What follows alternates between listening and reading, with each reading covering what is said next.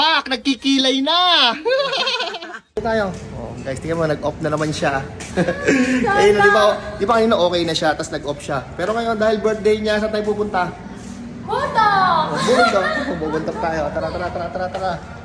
At ayun guys, dahil birthday nga ni Leng, naisip namin na ilabas siya. At dahil nga on-off ang kanyang kalagayan, sa tuwing bumabalik siya sa kanyang katinoan, ay sinabi niya nga pala sa amin na dalhin namin siya sa mahangin na lugar. Kaya eto, naisip namin siyang dalhin sa mahabang parang para maisigaw niya lahat ng sama ng loob niya kung anuman ang kanyang nararamdaman. At dito pinagbuksan ko na nga sila ng pinto ni Mami Abon. And hawak-hawak ni Mami Abon yung anak ni Leng na si Ambe. At masayang-masaya nga kami kasi kapag bumabalik si Leng sa hindi maganda niyang kalagayan, mabilis din naman siyang nakakabawi at nakakabalik sa normal niyang kalagayan. Lagi niyang sinasabi sa amin na talagang nilalabanan niya para sa kanyang anak. Guys, okay na si Leng. Tingnan niyo. Mating na naman. Par. Uy. Hey. Welcome back!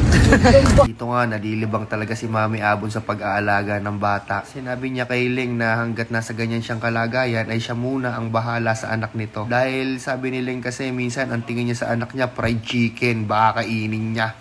At dito nga, pinapipili na namin si Leng kung ano yung mga gusto niyang kainin.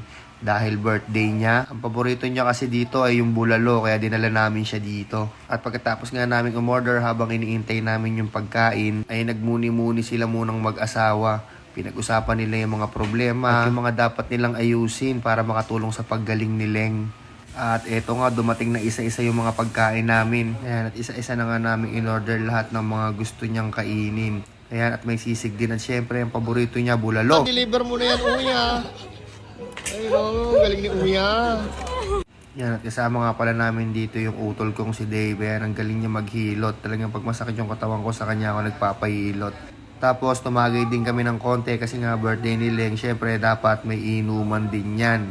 Gusto nga pala niyang uminom dito pag bumabalik sa Katinoan, kaso hindi kami pumayag. At namumblema nga kami dito kasi yung mga nasa bahay wala daw nabiling cake. Kasi nga, isusurprise pa namin siya pag uwi, kaya nga kami lumabas kasi para pagbalik namin ayos na yung mga surprise niya sa bahay. Eto, panoodin nyo na yung surprise namin sa kanya sa bahay. Talagang na-surprise siya, kaso ang problema, bumalik siya sa pagkabata.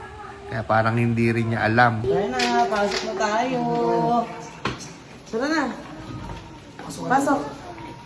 Pasok na. Kunin mo yung keys mo. Buksan yung pinto.